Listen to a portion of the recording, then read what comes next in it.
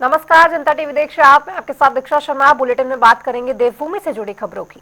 शीतकालीन यात्रा को लेकर बीजेपी प्रवक्ता हनी पाठक ने अपना बयान दिया है। उन्होंने कहा कि पहले भी चारधाम यात्रा को लेकर आपदा हुई थी, जिसके कारण चारधाम यात्रा बाधित हुई थी। उन्होंने बताया कि मुख्यमंत्री पुष्कर सिंह धामी की वजह से महज 6 दिनों में चारधाम यात्रा की शुरुआत हुई है।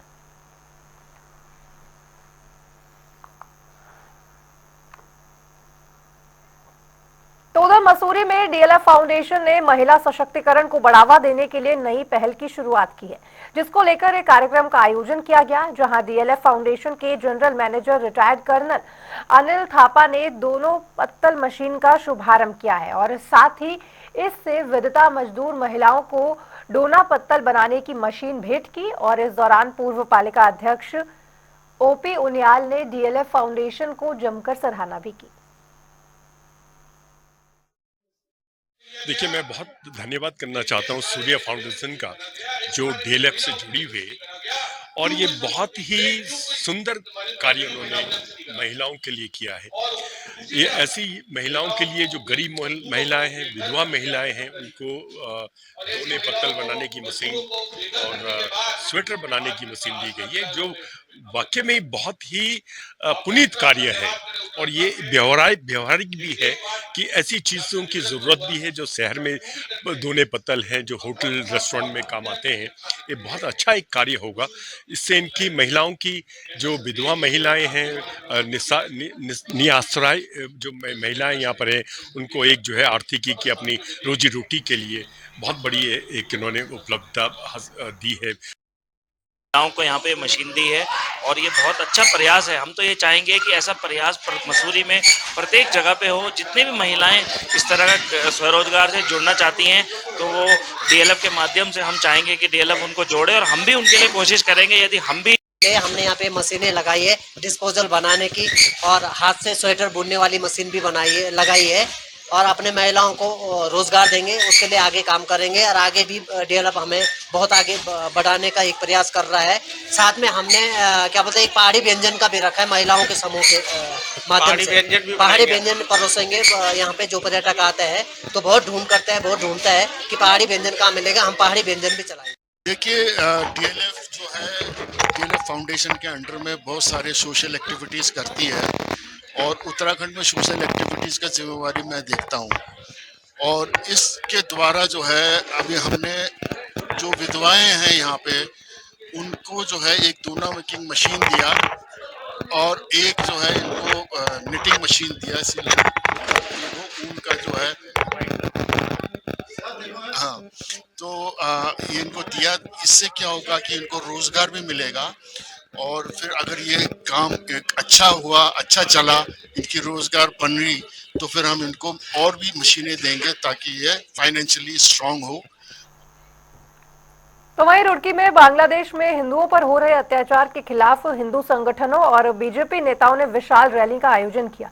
इस दौरान रैली में बीजेपी विधायक प्रदीप बत्रा, राज्य मंत्री श्यामवीर सैनी और जिला पंचायत अध्यक्ष किरण चौधरी के अलावा बड़ी संख्या में कई हिंदू संगठन भी शामिल रहे। इस दौरान बीजेपी जिला अध्यक्ष शोभाराम प्रजापति ने कहा है कि बांग्लादेश सरकार हिंदुओं को जानबूझकर निशाना बना रही है। कि पूरा बड़ा स्तंभ होता है हमारे भारत का। और आरिफ भाई, आपको पता है कि बांग्लादेश के अंदर हमारे हिंदुओं के साथ किस तरीके से मतलब कि व्यभिचार और अत्याचार किया जा रहा है, उसके विरोध में पूरा हिंदुस्तान खड़ा हो रहा है। पूरे हिंदुस्तान का हर समाज खड़ा हो रहा है। हिंदू, मुस्लिम, सिख, ईसाई हर वर्ग खड़ा हो रहा है, और उसमें हम लोग सब यहाँ पर एकत्रित हुए हैं। और हम इस अत्याचार को बिल्कुल ईंट का जवाब पत्थर से देंगे, और हम बिल्कुल ही सहेंगे। हमारी महिला विंग के साथ जिस तरीके से वहाँ पे अत्याचार हो रहा है, आप देखिए महिला विंग कितनी बड़ी तादाद में यहाँ पर है, और पूरा आक्रोश है भारत के अंदर कि पूरा बड़ा स्तंभ होता है हमारे भारत का। और आरिफ भाई, आपको पता है कि बांग्लादेश के अंदर हमारे हिंदुओं के साथ किस तरीके से मतलब कि व्यभिचार और अत्याचार किया जा रहा है, उसके विरोध में पूरा हिंदुस्तान खड़ा हो रहा है। पूरे हिंदुस्तान का हर समाज खड़ा हो रहा है। हिंदू, मुस्लिम, सिख, ईसाई हर वर्ग खड़ा हो रहा है, और उसमें हम लोग सब यहाँ पर एकत्रित हुए हैं। और हम इस अत्याचार को बिल्कुल ईंट का जवाब पत्थर से देंगे और हम बिल्कुल ही सहेंगे। हमारी महिला विंग के साथ जिस तरीके से वहाँ पे अत्याचार हो रहा है, आप देखिए महिला विंग कितनी बड़ी तादाद में यहाँ पर है। अब पूरा आक्रोश है भारत के अंदर कि इस तरीके का अत्याचार, इस तरीके का आप रहकर आप मानवता को बिल्कुल भूल रहे हैं। मानवता आपकी जड़ से खत्म हो रही है, तो आप कैसे मनुष्य हैं कि आप मतलब कि आप भाईचारे में ही आप भेदभाव कर रहे हैं। तो हम इसके लिए पूरा महिला शक्ति हमारी पूरा है और हम अपने सेंट्रल गवर्नमेंट से भी मैं अनुरोध करूंगी और अपने उत्तराखंड सरकार से भी अनुरोध करूंगी कि इस पे कड़े से कड़े कानून बनाए जाएं। जो इस तरीके के व्यभिचारी लोग हैं, चाहे वो कहीं पर भी क्यों ना हो, उनके लिए कड़े कानून बनाए जाए और उनको जेल की सलाखों में डाला जाए। देश में हिंदुओं के ऊपर अत्याचार हो रहा है, मंदिर तोड़े जा रहे हैं, वहाँ पे साधु संतों को जेल में गिरा जा रहा है, उसके खिलाफ आज आक्रोश रैली निकाली जा रही है। तो जहाँ जहाँ हम हिंदू हैं, जहाँ जहाँ और धर्म के लोग भी हैं, वो भी इससे बुरा कह रहे हैं, क्योंकि सबका सम्मान होना चाहिए, सब धर्मों का सम्मान होना चाहिए। तो हिंदुस्तान में सब धर्मों का सम्मान होता है, तो बांग्लादेश में भी चाहते हैं कि सबका सम्मान हो। और मैं सरकार से मांग करता हूँ इसमें मोदी जी हस्तक्षेप करें और कहीं ना कहीं एक हमारे देश से आवाज आनी चाहिए कि हिंदुओं की रक्षा होगा। ठीक है, आज जन जन घर से हर घर से कोई ना कोई पक्का आया है और दुनिया को में हिंदू समाज में आक्रोश है। जो आज हमारे बांग्लादेश में हो रहा है वो कहीं ना हो, इस तरह की घटनाएं ना घटित हो। सब देश में, सब सारे हिंदुस्तान में भी और कंट्रियों में भी सब मिलजुल कर रहे हैं। ये माने कि आज हर देश में, हमारे पूरे देश में हर शहर में हो रही है, तो कहीं ना कहीं कदम उठाया जाएगा जरूर। तो वहीं उत्तराखंड में ओबीसी आरक्षण विधेयक को राजभवन की मंजूरी मिल गई है, जिसके बाद अब प्रदेश में निकाय चुनाव कराना बेहद आसान हो जाएगा। वहीं अधिसूचना जारी होने से पहले निकाय आरक्षण सूची को तैयार करना होगा।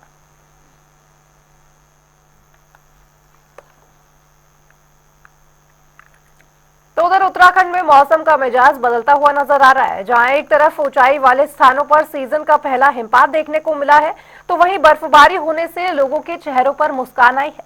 जानकारी के मुताबिक मौसम विभाग ने कुछ जगहों पर बर्फबारी की संभावना जताई थी, जो अब सच होती हुई नजर आ रही है।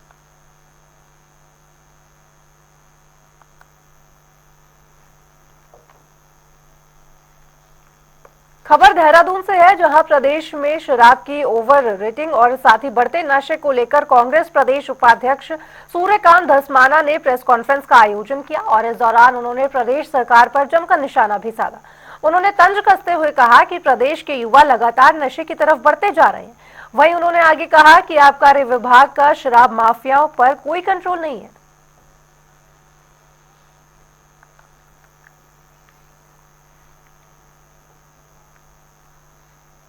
तो वहीं राज्य में निकाय चुनाव की तैयारियां जोरों से चल रही है, जिसको लेकर काशीपुर में नगर पालिका परिषद के अधिशासी अधिकारी सतीश कुमार ने एक नई पहल की शुरुआत की है और उन्होंने पुराने आईडी कार्ड में सुधार के लिए एक विशेष अभियान चलाया।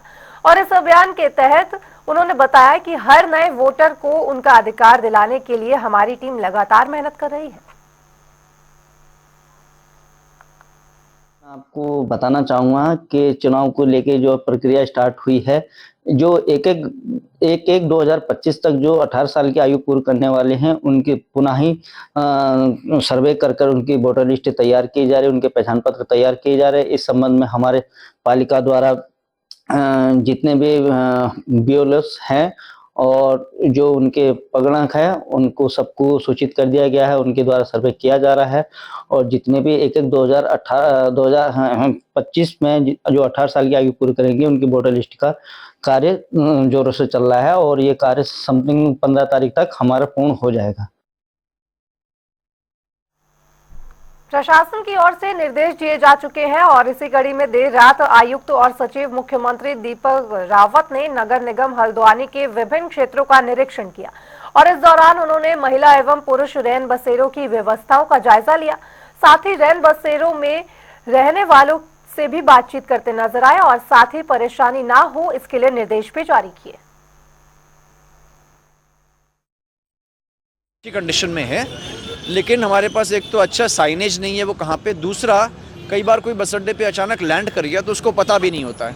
तो मैंने एक तो कहा है कि एक अच्छी बड़ी फ्लेक्सी हम बस अड्डे पे अपनी छपवाएं, आपके माध्यम से भी ये मैसेज जाए कि 2 रैन बसेरे हल्द्वानी में हैं और वहाँ पे जो हमारा कंसर्न पर्सन है उसका मोबाइल नंबर भी फ्लेक्सी में लिखा हो, ताकि ढूंढने में कोई दिक्कत लोगों को ना आए। Thank you. बात करें खटीमा की, तो राज्य में तेजी से बढ़ते जा रहे भू कानून को लेकर एसडीएम रविंद्र सिंह बिष्ट ने प्रशासन की बैठक का आयोजन किया और इस दौरान मीटिंग में किसानों अधिवक्ताओं से भू किसानों में सुझाव भी मांगे गए हैं, जिसमें मौजूदा लोगों ने जमीन की रजिस्ट्री न होने का मामला भी उठाया।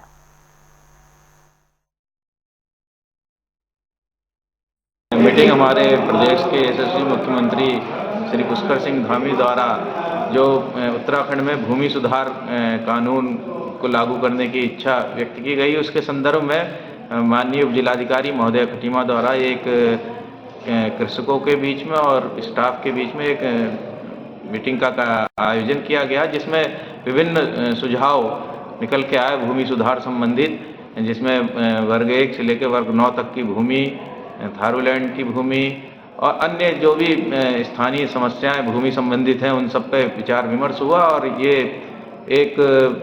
इसका रूपरेखा तैयार करके शासन को भेजी जाएगी और उसमें शासन विचार करेगा और आने वाले समय में जो उत्तराखंड का भूमि का सुधार होना है कुछ कानून में, तो वो इन सब पूरे प्रदेश से समस्याओं को समाधान के लिए ये एक मीटिंग का आयोजन किया गया। कानून में जो बदलाव, जो आवश्यकता है बदलाव इस सिलसिले में सुझाव मांगे गए थे और हमें निर्देश प्राप्त किया बुद्धिजीवियों से सलाह करके एक कंसेंसस बनाए कि भाई क्या इसमें परिवर्तन किए जा सकते हैं, क्या उनके सुझाव हैं। उसी क्रम में आज हमने मीटिंग करी। यहाँ पर खटीमा क्षेत्र के बुद्धिजीवी लोग मेरे पास आए थे, उनके सुझाव हमने ले लिए, उसको कलमबद्ध करके हम जिलाधिकारी महोदय से शासन को प्रेषित कर देंगे और जो भी बदलाव जो भी आम जनता के हित में हो। तो वहीं उत्तरकाशी में एसपी ने आगामी चारधाम यात्रा, नशा समेत अपराध को काबू करने के लिए पुलिस अधीक्षक के साथ बैठक का आयोजन किया और इस दौरान मीटिंग में hotel association, jewellers association, trekking association के पदाधिकारी भी मौजूद रहे। मीटिंग में एसपी ने जानकारी देते हुए बताया है कि उत्तरकाशी में चारधाम यात्रा बेहद महत्वपूर्ण है और इसके अलावा उन्होंने बढ़ते नशे के अपराध पर बताया कि नशे को लेकर युवाओं को लगातार जागरूक भी किया जा रहा है।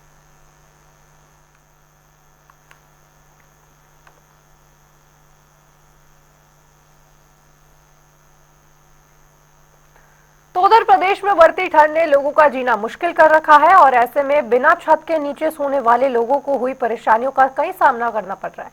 वहीं देहरादून में नगर निगम ने बेघर लोगों के लिए रैन बसेरों की शुरुआत की है, जिसको लेकर रैन बसेरों में सभी तरह की व्यवस्थाएं भी की जा रही हैं। वहीं रैन बसेरों में अलाव जलाने के भी आदेश दिए गए हैं। निगम के जो 4 मुख्य रैन बसेरे हैं उनको हमने तैयार किया है। वहां पे बिस्तर, रजाई, गद्दे आदि हमने सारे क्रय कर लिए हैं और जो व्यक्ति कहीं से भी राहगीर अगर हमें रास्ते में दिखता है या कोई इससे ठंड में है तो उनको रैन बसेरों में शिफ्ट किया जाएगा। और कल से ही हमने अलाव जलाना शुरू कर दिया है। आज 15 स्थानों पर हम अलाव जलाएंगे और आगे लगभग हमारे जो 51 स्थान चिन्हित हैं सभी जगह धीरे धीरे जैसी ठंड बढ़ेगी अलाव जलाने की कार्रवाई की जाएगी। और नगर निगम ने रैन बसेरों को पूर्ण रूप से तैयार किए हुए हैं। किसी प्रकार की जो भी व्यक्ति ठंडियों में बाहर रहे उनको वहां पर शिफ्ट किया जाएगा। कंबल इत्यादि वितरण की कार्रवाई भी नगर निगम की तरफ से की जाएगी। तो उधर बांग्लादेश में लगातार हिंदुओं पर हो रहे अत्याचार से लोगों में भारी रोष देखने को मिल रहा है, जिसको लेकर हल्द्वानी के कॉलेज में हिंदू संगठनों ने भव्य हिंदू यात्रा निकाली और इस दौरान इस यात्रा में बड़ी संख्या में हिंदू संगठन एकत्रित हुए। वहीं हिंदू धार्मिक महागुरु ने यात्रा को संबोधित करते हुए कहा कि अब हमें किसी भी प्रकार का अत्याचार बर्दाश्त नहीं होगा। बहुत ये खेत का विषय है कि हमारे पड़ोसी, जबकि पड़ोसी नहीं कहूँगा, हमारे मातृभूमि का एक अंग है बांग्लादेश, और वहाँ पर हमारे हिंदुओं पर इतना अत्याचार हो रहा है, हमारे धर्म का को जीर्ण शीर्ण किया जा रहा है। बड़ा खेत का विषय है। जब तक हमारे देश में और हमारे देश में नहीं पूरे विश्व भर में हिंदुओं को एक अलग जगाने की, एक जागृत करने की, एक जागृत होने की बहुत सख्त आवश्यकता है। और इसी के मध्य हम लोगों ने यहाँ पर हल्द्वानी में एक ये कार्यक्रम हो रहा है जो कि वृहद हिंदुओं को चेतन करने का, जागृत करने का कार्य कर रहा है। तो वहीं प्रदेश में बांग्लादेश में हिंदुओं और अल्पसंख्यकों पर लगातार हो रहे अत्याचार को लेकर लोगों में भारी रोष देखने को मिला है, जिसको लेकर इस हिंसा के विरोध में देहरादून में भी आक्रोश रैली निकाली गई।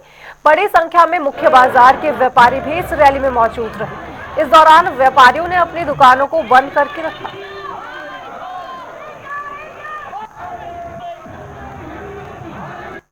उसको लेकर मार्च निकाला गया है, रैली निकाली गई है। व्यापार मंडल ने भी जो है दुकानें बंद करी हैं। क्या मांगे हैं? देखिए, जिस तरीके से लगातार बांग्लादेश में हिंदुओं का और अल्पसंख्यकों के ऊपर अत्याचार हो रहा है, उनका उत्पीड़न हो रहा है, उसको लेकर के आज जन आक्रोश रैली निकली और इसमें तमाम सभी वर्गों के लोग थे।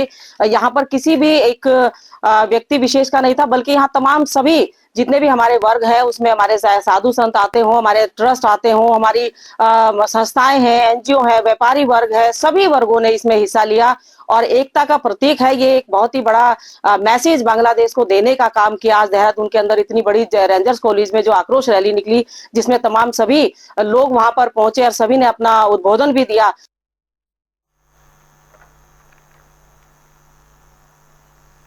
तो वहीं हल्द्वानी में भी बांग्लादेश में हिंदू अल्पसंख्यकों के साथ हो रहे अत्याचार को लेकर राष्ट्रीय मानव अधिकार संगठन ने विशाल प्रदर्शन किया और इस प्रदर्शन में अन्य हिंदू सामाजिक संगठन भी मौजूद रहे।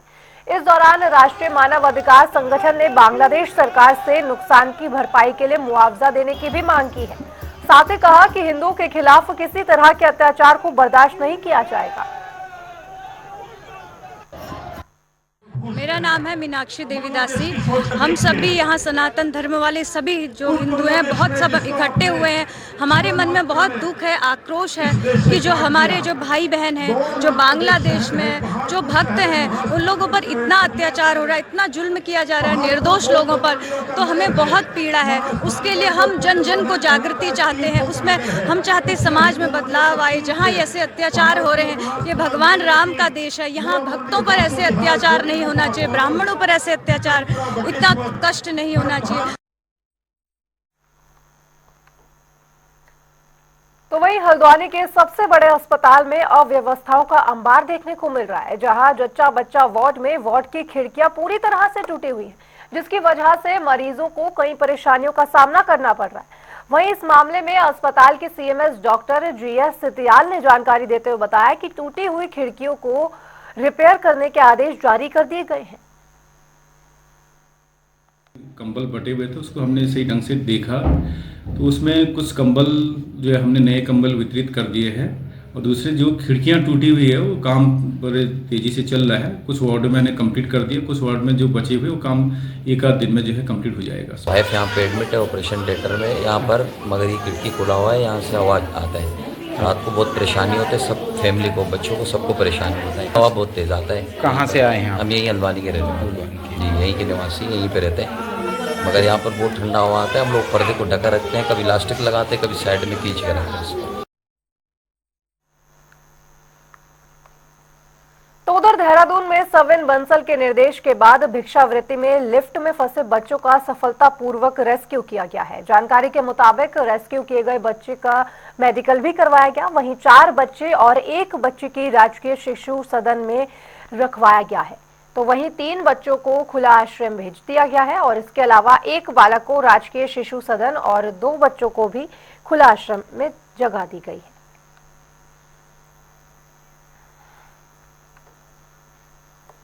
तो वहीं राज्य में तेजी से सड़क दुर्घटनाओं का ग्राफ बढ़ता जा रहा है और वाहन चालक बिना हेलमेट के गाड़ियां चला रहे हैं, जिस पर आरटीओ विमल पांडे ने जानकारी देते हुए बताया है कि पहले के मुताबिक वाहन चालक हेलमेट और सीट बेल्ट का इस्तेमाल कर रहे हैं, जिसके कारण सड़क हादसों में जान गंवाने वाले लोगों की संख्या काफी कम हुई है। जहाँ तक अगर बात करें तो अभी आंकड़ों की बात करें तो उधम सिंह नगर में पिछले साल की तुलना में कम हुए दुर्घटनाएं, लेकिन हाँ बढ़ रही है निसंदेह। लगातार दुर्घटनाएं हो रही हैं, प्रदेश में भी हो रही हैं और देश में भी हो रही हैं, और दुर्घटनाओं में मृतकों की संख्या बढ़ रही है। ये भी एक महत्वपूर्ण बात है। तो हमें अब इस पॉइंट पर चलना है कि सड़क दुर्घटनाओं में मृत्यु का सबसे बड़ा कारण क्या है। तो यहाँ पर 2 चीज़ें मैं आपको बताना चाहूँगा। पहली बात तो यह है कि जो सड़क दुर्घटनाओं में मृत्यु होती है वो होती है हेड इंजरी के कारण, सिर पर लगने वाली चोट के कारण। अगर सिर सुरक्षित होगा तो आप सुरक्षित होंगे, आपका हाथ पैर टूट जाएगा तो बन जाएगा, लेकिन सिर अगर गया तो समझिए स्पॉट डेथ जो होती है वो होती है। तो 2 युक्तियां हैं, सीट बेल्ट और हेलमेट, इनको फॉलो करवाने के प्रयास हम लोगों के बहुत तेज़ी से चल रहे हैं। इसके लिए हम लोग कैमरे से चालान कर रहे हैं, ANPR कैमरे जगह जगह लगे हुए हैं। हमारी इंटरसेप्टर व्हीकल जो है उनमें कैमरे लगे हैं, उनसे हम चालान कर रहे हैं और चालान करके सीधे वाहन स्वामी के पास मैसेज चला जाता है चालान का। तो हमारा उद्देश्य ये है कि हेलमेट और सीट बेल्ट को लेकर के जागरूकता हो जाए। हेलमेट और सीट बेल्ट अगर लोग पहनना शुरू कर देंगे तो दुर्घटनाओं में होने वाली मृत्यु को कम किया जा सकता है। ये तो पहला पॉइंट है। दूसरा महत्वपूर्ण बात यह है कि सड़क दुर्घटना में अगर कोई और चलिए बुलेटिन में फिलहाल इतना ही, लेकिन खबरों का सिलसिला जनता टीवी पर लगातार जारी है। नमस्कार।